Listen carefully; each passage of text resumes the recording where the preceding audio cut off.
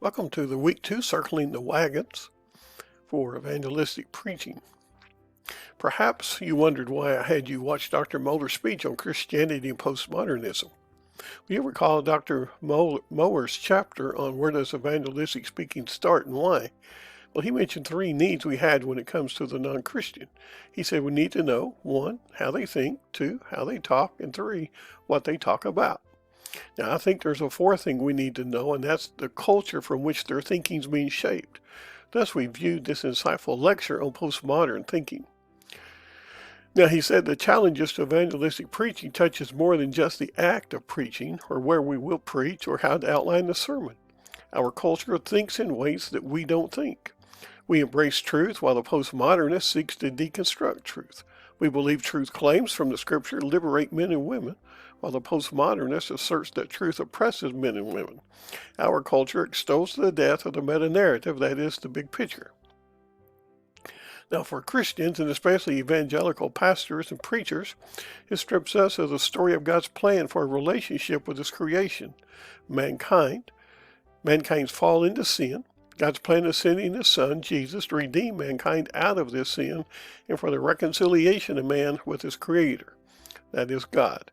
So the story is seen as oppressive, so each person can cling to his or her small story, but no grand meta-narrative is to be accepted. We embrace a truth text called the Bible. The postmodernist claims the text is dead. The author is dead, and therefore whatever he intended is irrelevant to me. I determined what the meaning is. Our true text is dead and only serves to subvert others, according to postmodernists. As Dr. Mohler emphasized, the postmodernist is fascinated with therapy, so that I deny any truth that does not make me feel good. This is how they are thinking. A lot of what we see going on in the news and our culture. Now, perhaps the greatest challenge for us as evangelical preachers of the gospel of Jesus Christ is the complete decline of all authority. Who are you to tell me I am a sinner? Can't you see your true text in your meta-narrative is oppressing me? This leads to the 6th characteristic, and that is the exaltation of the total relativism in the area of sexual morality. All things are now open, and you cannot use your true text and truth meta-narrative to oppress me. Our gospel is seen as a champion for oppression in this area. The absolute goal of postmodernism is the subversion of anything that might lead to oppression.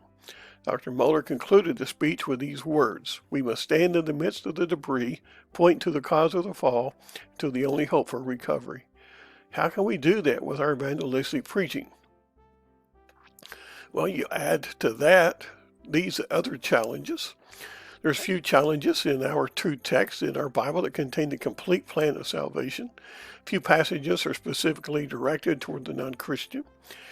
We have to sometimes explain complex phrases to non-Christians, and that's not always easy. And the structure of a particular passage can make explaining it more difficult. We also find the challenge of being among non-Christians as well. We must ask ourselves, how can we meet non-believers and engage them with the truth of the gospel of Jesus Christ? How do we work them into our schedules? But perhaps the greatest challenge of evangelistic preaching is just how do we define the gospel? What difference exists between what's called the kerygma and didache? C.H. Dodd, in his monumental work, suggests the kerygma is an offer, it's an invitation. The invitation is at the heart of the gospel. The good news requests people's presence and participation. The message of the gospel states God has acted in Jesus Christ for those outside the confines of God's reign, and this represents the miracle of the good news found in Romans 5:8. The good news is more than just the escalation of the conversion moment. So the work of the gospel only begins at conversion. The didache is a catechetical preaching that's designed to guide and instruct the believer in faith so as to uplift and strengthen their believing communities. Living within the providence of God means learning how to be an effective, faithful citizen. We thrive on both kerygma and gospel. The gospel makes foreigners into citizens and helps citizens remember the purpose of their citizenship. I pray that this has been a good week for you, that you picked up a lot of insight on the challenges that faces the Christian evangelist. Sorry for the stuttering. May the Lord just bless you immensely.